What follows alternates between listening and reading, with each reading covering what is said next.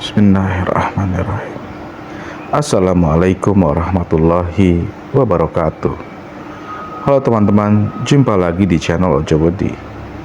Terima kasih kepada teman-teman yang telah mendengarkan dan telah mensupport channel ini agar channel ini makin berkembang dan bisa diterima oleh halayak yang lebih ramai. Seperti biasa teman-teman, jika sudah siap, selamat mendengarkan. Malam itu, sekelompok teman memutuskan untuk berkemah di sebuah hutan yang terkenal dengan keindahan alamnya. Namun juga memiliki kisah mistis yang membuat banyak orang enggan mengunjunginya pada malam hari. Mereka mendirikan tenda, menyalakan api unggun, dan mulai bercerita sambil menikmati suara hutan yang tenang. Jam menunjukkan pukul 11 malam saat salah seorang dari mereka, Raka, merasa ada yang aneh. Dia mendengar suara langkah pelan dari balik pepohonan, padahal tidak ada angin atau tanda-tanda binatang di sekitar. Ketika dia mencoba mencari sumber suara, tiba-tiba terdengar suara tertawa kecil, samar tapi menakutkan, seperti suara anak kecil. Mereka saling berpandangan, merasa tak nyaman. "Itu suara apa ya?" tanya Tio dengan nada bergetar. Mereka mencoba mengabaikannya, berpikir itu hanya halusinasinya saja. Namun suara itu semakin dekat dan terdengar lebih jelas. Lalu, tiba-tiba saja api unggun yang menyala terang mulai meredup sendiri, seakan ditiup oleh sesuatu yang tak terlihat. Hawa dingin menyelimuti mereka, membuat bulu kuduk berdiri. Salah satu teman mereka, Lala, merasa tangan dingin menyentuh bahunya dan saat menoleh tidak ada siapapun di sana. Mereka memutuskan untuk masuk ke tenda dan berusaha tidur, berharap kejadian ini hanya permainan pikiran. Namun, ketika mereka mulai menutup mata, terdengar suara langkah kaki yang mengitari tenda mereka. Semakin lama semakin cepat, seperti ada yang berlari mengelilingi tenda. Tiba-tiba suara itu berhenti. Hening menyelimuti dan mereka mulai merasa lega. Namun di luar tenda terdengar suara lirih yang memanggil nama mereka satu persatu. Dengan nada yang dingin dan menyeramkan, seolah-olah ingin mengajak mereka keluar. Dalam ketakutan mereka saling memeluk, berharap malam cepat berlalu. Pagi harinya ketika matahari mulai muncul, mereka bergegas keluar dari tenda. Namun terkejut melihat jejak-jejak kecil kaki berwarna merah mengelilingi tenda mereka, seperti bekas darah. Setelah kejadian itu, mereka berjanji tidak akan pernah kembali lagi ke hutan itu. Konon, hutan tersebut dihuni oleh arwah anak kecil yang tersesat bertahun-tahun lalu dan sering mengganggu orang yang berkemah di sana, seolah-olah ingin mencari teman di keheningan malam. Setelah kejadian malam itu, kelompok teman tersebut mencoba meyakinkan diri bahwa semuanya hanyalah mimpi buruk. Namun, meski matahari sudah menyinari hutan, mereka masih merasa ada yang mengawasi. Mereka sepakat untuk segera membereskan barang-barang dan meninggalkan hutan secepat mungkin. Namun, saat mereka berkemas, Lala tiba-tiba merasa pusing dan mual. Wajahnya pucat seperti tak bertenaga.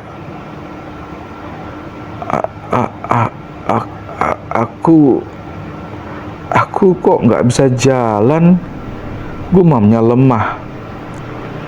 Tio dan Raka mencoba membantunya berdiri, tapi tubuhnya terasa begitu berat. seolah-olah ada sesuatu yang menghalanginya untuk bergerak.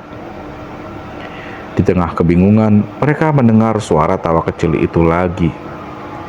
Kali ini lebih jelas, seperti berada di dekat mereka. Suara itu seolah berputar-putar mengelilingi mereka, membuat suasana semakin mencekam. Dengan perasaan takut yang makin besar, Raka menoleh dan melihat bayangan hitam bergerak cepat di antara pepohonan. Bayangan itu tak berbentuk, tapi aura yang dipancarkannya begitu menakutkan, seperti kegelapan yang hidup. Ketika Raka mencoba mengalihkan pandangan, dia melihat bayangan itu semakin mendekat dan di dalam kegelapan itu samar-samar muncul wajah pucat seorang anak kecil dengan senyum yang menyeramkan. Matanya hitam kosong, menatap mereka tanpa berkedip.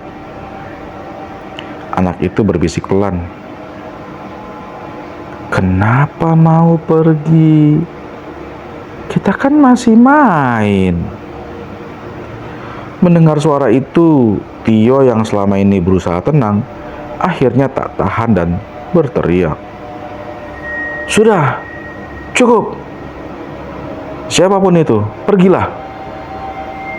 Namun setelah dia berteriak, hutan mendadak menjadi sunyi. Tak ada suara burung, suara angin, hanya keheningan yang hening dan mencekam. Lalu dari arah belakang terdengar suara berat dan dalam. "Siapa yang berani mengusirku dari hutan ini?" Mereka berbalik dan melihat sesosok bayangan tinggi besar, lebih gelap dari bayangan yang pernah mereka lihat. Sosok itu mendekat perlahan. Bayangannya menyelimuti mereka dan membuat hawa dingin merasuki tubuh mereka. Sosok itu tak memiliki wajah, hanya kegelapan yang menyala dengan 2 titik merah yang menatap tajam. Raka mencoba meraih senter untuk menerangi sosok itu, tapi anehnya baterainya habis seketika. Lala mulai menangis histeris. Tubuhnya menggigil tak terkendali saat sosok itu semakin dekat. Tiba-tiba terdengar suara jeritan lain dari arah belakang mereka. Suara yang menyerupai teriakan Lala. Namun dengan nada yang menyeramkan, seperti suara yang keluar dari dalam kegelapan. Dengan ketakutan yang semakin tak terbendung, mereka memutuskan untuk meninggalkan Lala sejenak, berharap bisa kembali dengan bantuan. Namun saat mereka melangkah, jalan keluar hutan terasa semakin menjauh. Setiap langkah mereka seolah membawa mereka semakin dalam ke dalam hutan. Di puncak ketakutan, Raka merasakan sesuatu memegang pergelangan kakinya. Ketika ia menunduk, ia melihat tangan pucat penuh tanah dan lumpur mencengkram erat. Dengan kuku tajam yang mencakar kulitnya, ia berusaha menjerit. Namun tak ada suara yang keluar dari mulutnya, seolah-olah rasa takut telah membungkamnya. Dalam sekejap mereka diselimuti kegelapan total dan suara-suara bisikan mulai terdengar dari segala arah. Suara tawa, isakan, dan panggilan untuk bermain dengan nada yang semakin mendekat. Mereka kini hanya bisa berdoa, berharap ada yang bisa membawa mereka keluar dari teror di hutan ini. Di tengah kegelapan yang menyelimuti Tio, Raka dan teman-temannya menyadari bahwa mereka sudah kehilangan arah. Mereka berlari dalam hutan tanpa tujuan yang jelas, berharap bisa menemukan jalan keluar, namun setiap pohon dan bebatuan terlihat sama. Seolah-olah hutan itu terus berubah dan memutar kembali. Memutar mereka kembali ke tempat yang sama. Lala yang masih ketakutan tersandung akar pohon dan terjatuh. Saat Tio mencoba membantunya, Tiba-tiba terdengar suara tawa dari belakang mereka.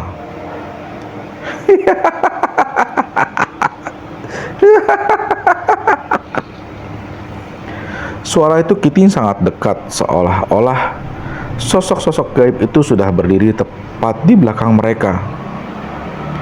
Dengan nafas terengah-engah, Tio dan Raka mengangkat tubuh Lala. Namun mereka merasa lemah, seolah-olah energi mereka disedot keluar oleh sesuatu yang tak terlihat. Malam semakin pekat dan hawa dingin terus menusuk tulang. Tiba-tiba, di balik pepohonan, muncul cahaya samar-samar, seperti cahaya obor yang berkedip-kedip. Mereka mengikuti cahaya itu, berharap itu adalah pertanda jalan keluar. Namun, ketika mereka mendekati cahaya itu, mereka menyadari ada sesuatu yang aneh. Cahaya itu mengarah pada sebuah pohon besar dengan akar yang menjalar ke segala arah, dan di sekitar pohon tersebut ada beberapa kain putih tergantung. Sobek-sobek, berlumuran darah, tanah, dan mengering. Pada setiap kain ada nama yang tertulis dengan tinta merah. Mereka terkejut ketika melihat kain terakhir bertuliskan nama-nama mereka sendiri. Seolah kain itu sudah lama ada di sana, menunggu kedatangan mereka. Lala mulai menangis ketakutan, namun tiba-tiba ia merasa seperti ditarik oleh kekuatan tak terlihat menuju pohon tersebut. Tio dan Raka mencoba menariknya kembali, namun tenaga mereka seolah-olah hilang begitu saja. Tubuh mereka terasa berat dan kaku. Di puncak ketakutan mereka, sosok anak kecil dengan wajah pucat muncul di samping pohon besar itu, menatap mereka dengan tatapan kosong.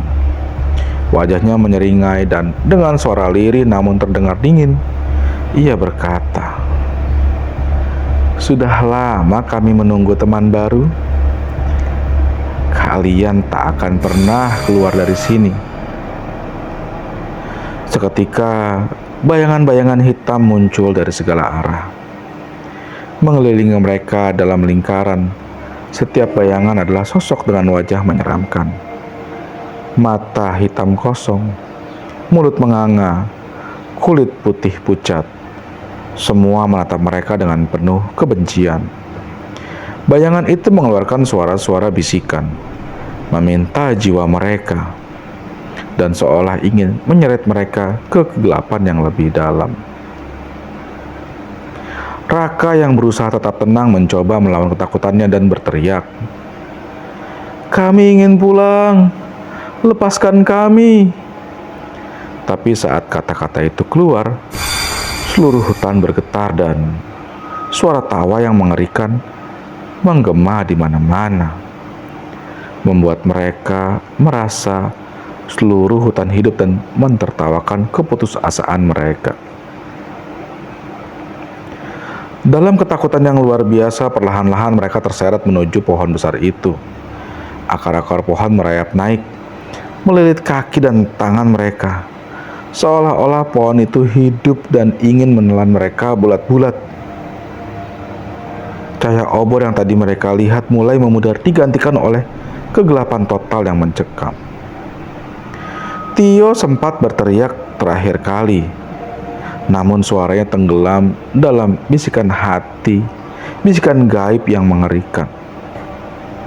Sesaat kemudian, hutan itu kembali hening. Pagi harinya, seorang pendaki yang melintasi hutan menemukan tenda kosong dengan sisa-sisa api unggun yang telah padam. Namun, yang membuat pendaki itu bergidik adalah adanya 4 buah kain putih yang tergantung di sebuah pohon besar. Tertulis nama-nama ke-4 orang yang telah hilang. Tidak ada jejak mereka, hanya udara dingin yang aneh dan suasana hutan yang terasa lebih sunyi dari biasanya. Seolah-olah hutan itu baru saja memuaskan rasa laparnya. Konon hingga hari ini hutan itu menyimpan arwah mereka yang tersesat dalamnya. dan suara bisikan serta tawa anak kecil masih terdengar di malam-malam tertentu, seolah-olah meminta jiwa lain untuk menemani mereka di dalam kegelapan. Terima kasih teman-teman telah mendengarkan cerita-cerita di channel Ojo Wedi. Akhir kata, wassalamualaikum warahmatullahi wabarakatuh.